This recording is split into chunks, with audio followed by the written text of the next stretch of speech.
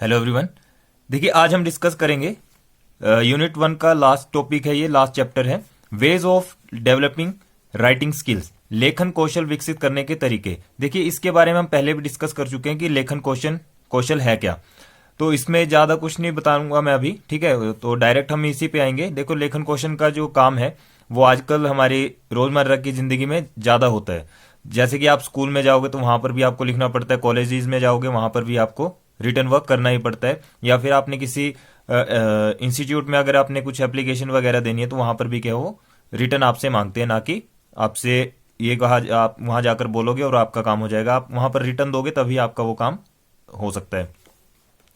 तो देखो यहां पर क्या लिखा है, विद्यालय में प्रवेश करने से पहले ही बालक में श्रवण कौशल तथा भाषण कौशल का थोड़ा बहुत विकास हो चुका होता है। ये चीजें हम सारी जो है पिछले टॉपिक्स में पढ़ चुके हैं, परंतु वाचन कौशल व लेखन कौशल के लिए उसे विद्यालय जाना ही पड़ता है। विद्यालय में भी पहले उसके वाचन कौशल के विकास की ओर ध्यान दिया जाता है तथा उसके बाद छात्र में लेखन कौशल का विकास किया जाता है।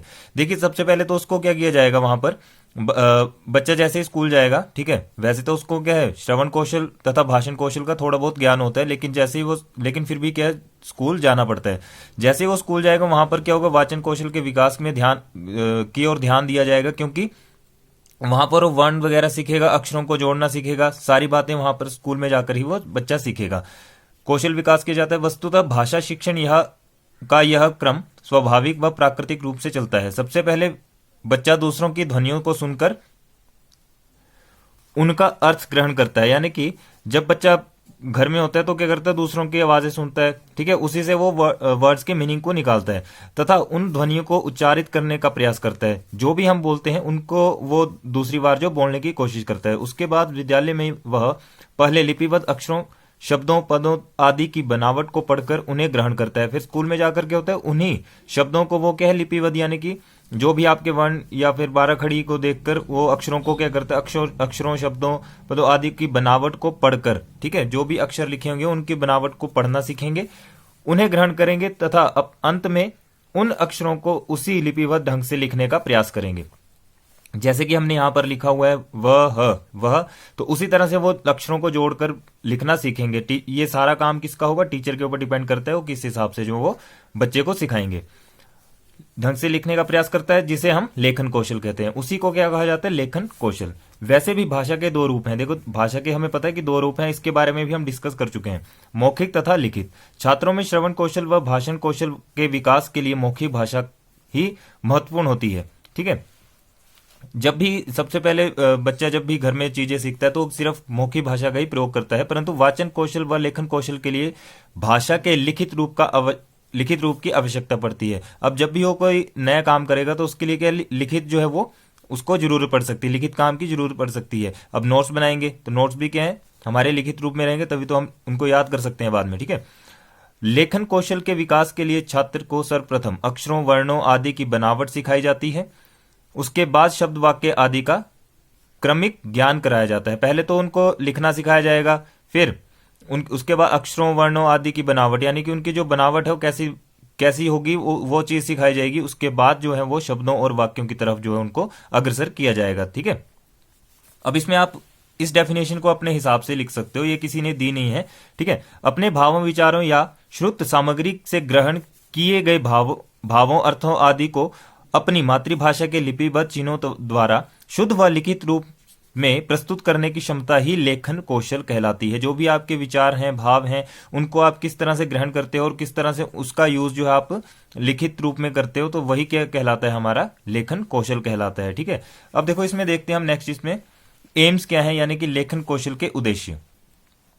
छात्रों को भाषा की लिपि के अनुसार वर्णों, अंकों आदि को ठीक व सुंदर बनावट के साथ साथ लिखने में सक्षम बनाना। यानी कि ये टीचर का काम है कि छात्रों में भाषा की लिपि के अनुसार वर्णों, अंकों आदि को ठीक व सुंदर बनावट के साथ जो है बच्चों को लिखना हमें सिखाना है। ठीक है, नेक्स्ट पॉइंट इसमें क्या है, छात्रों के मानक भाषा के अनुसार शुद्ध अक्षर विन्यास का ज्ञान करवाना तथा शब्द, पद आदि लिखने के लिए प्रेरित करना। बच्चों को क्या ज्यादातर प्रेरित किया जाएगा कि वो अक्षरों को साफ साफ लिखें, शुद्ध कर लिखें। उसी से क्या होगा, उनकी ज्ञान में वृद्धि होगी और साथ में क्या होगा, जो वर्ड जो है शुद्ध लिखना भी सीख सकेंगे। ठीक है, अब नेक्स्ट पॉइंट देखते हैं इसमें क्या है, छात्रों को वाक्य रचना के नियमों से परिचित करवाकर शुद्ध वाक्य संरचना के लिए प्रेरित करना। छात्रों को क्या है, वाक्य रचना के नियमों से परिचित करवाएंगे, उसके बाद उनको शुद्ध वाक्य यानी कि जो भी वर्डिंग है टू द सेंस होनी चाहिए वो चीज उनको लिखना सिखाई जाएगी। ठीक है। विराम चिन्हों से अवगत करवाना। अब देखो विराम चिन्हों से अवगत कैसे करवाया जाएगा, देखो इस पे ज्यादातर किसका यूज किया जाएगा, ग्रामर का। ठीक है, व्याकरण का आपका यूज किया जाएगा। तो उसमें जो है जितने भी हमारे जितने भी चिन्ह है, क्वेश्चन मार्क है, हलंत है, वो कहां पर यूज करने हैं, वो सारी बातें जो आपको अच्छे से पता होनी चाहिए, तभी आप उस जो भी आप लिखना चाहते हो वो अच्छे से लिख सकोगे। नेक्स्ट इसमें है छात्रों को शब्द के विभिन्न रूपों, सुक्तियों, मुहावरों, लोकोक्तियों आदि का शुद्ध व उचित ढंग से प्रयोग करने योग्य बनाना। अब देखो कुछ शब्द जो है ग्रामर में कैसे दिए होते हैं, मुहावरे और लोकोक्तियां आपको देखने को मिलती हैं, तो उनका जो है कहां पर यूज करना है और किस ढंग से यूज करना है वो चीजें भी आपको सिखाई जाती हैं। कहां पे, स्कूल पे टीचर के द्वारा। छात्रों को इस योग्य बनाना कि वे अपने अनुभवों, विचारों, भावों आदि को लिखकर दूसरों के सामने प्रकट कर सकें। अब छात्रों को इस योग्य बना दो कि वो क्या करें, जो भी अपने उनके विचार हैं, भाव हैं, उनको वे व्यक्त कर सकें दूसरों के सामने। कैसे, जैसे कि कोई लेक्चर या डिबेट कंपटीशन हो गया, या फिर आप प्रेयर में जैसे आपको थॉट्स दिए जाते हैं बोलने के लिए, टॉपिक बोलने को दिया जाता है, तो वहां पर भी आप क्या कर सकते हो, अपने विचारों को जो है दूसरों के सामने प्रकट कर सकते हो। ठीक है, तो ये थे हमारे एम्स। अब देखते हैं हम इसमें इंपॉर्टेंस क्या है इसकी। लेखन कौशल का महत्व, या फिर इसको बोल सकते हैं इंपॉर्टेंस ऑफ राइटिंग स्किल।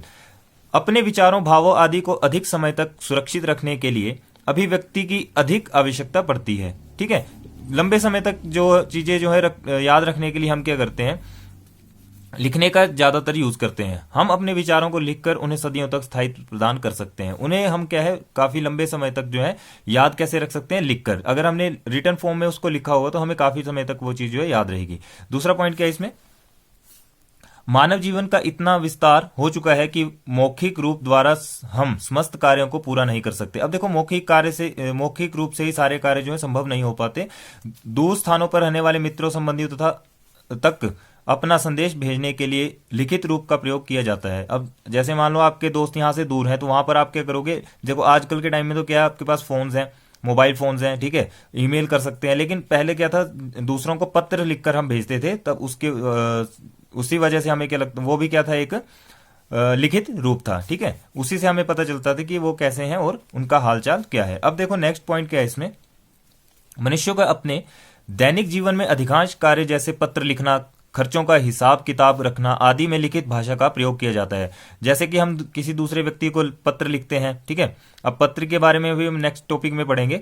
और खर्चों का हिसाब यानी कि घर के जितने भी खर्चे हुए, आपने कहां पर पैसा इन्वेस्ट किया या फिर जो भी काम किया होगा, उसके लिए जो है वो लिखित काम की आवश्यकता पड़ती है। अब देखो जैसे आपने बैंक में क्या खाता वगैरह खुलवाना है, तो वहां पर भी क्या है, इस चीज की काफी ज्यादा जरूरत पड़ती है। सभी सरकारी कार्यालयों में सभी कार्य लिखित रूप से होते हैं। अब देखो सभी सरकारी कार्यालय जितने भी हैं, वहां पर सारे काम कैसे किए जाते हैं, रिटर्न फॉर्म में किए जाते हैं। आपने अगर बैंक में अकाउंट खोलना है तो वो भी रिटर्न होगा, आपने आधार कार्ड बनवाना है तो वो भी रिटर्न में होगा, आपने अगर किसी के थ्रू आपने किसी को मैसेज भेजना है तो वो भी क्या होगा, रिटर्न फॉर्म में होगा। अब नेक्स्ट पॉइंट क्या है, शिक्षा के प्रति भी लेखन कौशल की आवश्यकता पड़ती है। अब शिक्षा के प्रति कैसे पड़ती है, देखो आप स्कूल में पढ़ते हैं तब भी आप नोट्स बनाओगे, कॉलेज में जाओगे तो वहां पर भी आप नोट्स बनाते हो, तो उसके लिए कि लेखन कौशल की जो आपकी आवश्यकता है वो काफी ज्यादा महत्वपूर्ण होती है। ठीक है, तो ये थे हमारे कुछ पॉइंट। अब देखते हैं नेक्स्ट पॉइंट क्या है। नेक्स्ट पॉइंट हमारा है, मानव जाति के सर्वांगीण विकास के लिए लिखित भाषा का विशेष महत्व होता है। अब मानव जाति के सर्वांगीण विकास यानी कि पूर्ण विकास के लिए लिखित भाषा हमें जो है बिल्कुल आनी चाहिए, तभी तो हम, जैसे मान लो कई बार क्या होता है, आपके पास कोई व्यक्ति आ जाए, ठीक है, वो कहे कि ये लेटर है, इस लेटर को आपने लिखना है, ठीक है, और मुझे इसकी जरूरत है काफी ज्यादा, तो आप क्या करोगे, अगर आपको लिखना आता होगा तभी आप उस चीज को लिख सकोगे, या फिर आप क्या करोगे, किसी और व्यक्ति को जो है वो काम सौंप दोगे। ठीक है, तो इसके लिए क्या है, आपको लिखना आना चाहिए। नेक्स्ट पॉइंट क्या, लिखित भाषा वस्तुतः मौखिक अभिव्यक्ति का विकल्प भी है। मनुष्य प्रत्येक घटना, कार्य, व्यवहार आदि से संबंधित सभी तथ्यों को ना तो याद रख सकता है, ना ही उन्हें प्रत्येक व्यक्ति के सामने अलग अलग बार दोहरा सकता है। यानी कि कुछ एक्सीडेंट्स आपने देखे होंगे, आपको कुछ समय के लिए तो याद रहते हैं, लेकिन कुछ देर के बाद क्या होता है, वो माइंड से स्लिप हो जाते हैं। ठीक है, जैसे कि आपने यहां पर बात की जाए, अगर आपने एक व्यक्ति से कुछ कहा होगा तो दूसरे व्यक्ति तक पहुंचते पहुंचते क्या होगा कि आपको वो चीज जो है वो आप आधी मिस कर दोगे, आधी बता दोगे। उसी तरह आगे चलोगे तो वहां पर भी आपको और कुछ टाइम के बाद होगा कि आपसे वो मतलब टोटली आप उसको भूलते चलोगे। फिर क्या होगा, अतः वह लिखित भाषा का प्रयोग करके उन तथ्यों को बिना किसी भूल चूक के लंबे समय तक या अपनी आवश्यकता के अनुरूप प्रयोग में ला सकते हैं। अब देखो, अगर वो रिटर्न फॉर्म में हमारे पास होंगे तो उसको क्या है, हम काफी लंबे समय तक जो है वो यूज कर सकते हैं। ठीक है, उसके बारे में हम बिना भूले जो है दूसरों के सामने उस चीज को हम व्यक्त कर सकते हैं। तो ये था हमारा ways of developing writing skill. अब जो वेज इसमें आएंगे कि राइटिंग स्किल का यूज कहाँ कहाँ किया जाता है, उसके बारे में हम पढ़ेंगे। ठीक है, तो फर्स्ट इसमें अब हमारा आएगा लेटर राइटिंग, उसको हम नेक्स्ट वीडियो में करेंगे। अगर ये वीडियो आपको अच्छी लगी है प्लीज लाइक शेयर करें, और जिसको भी अगर इसकी पीडीएफ चाहिए होगी, ठीक है, तो वो मुझे व्हाट्सएप कर सकते हैं 9459204526 पे। ठीक है, इस पे उनको पीडीएफ जो मिल जाएगी। लेकिन पीडीएफ अगर आप ले लोगे तो उससे क्या है, आप उतारने का काम करोगे ना कि समझने का काम करोगे। तो इसलिए आपने क्या करना है कि वीडियोस को भी साथ में देखना है और साथ साथ में आपने नोट्स भी बनाने हैं। थैंक यू, मिलते हैं नेक्स्ट वीडियो में।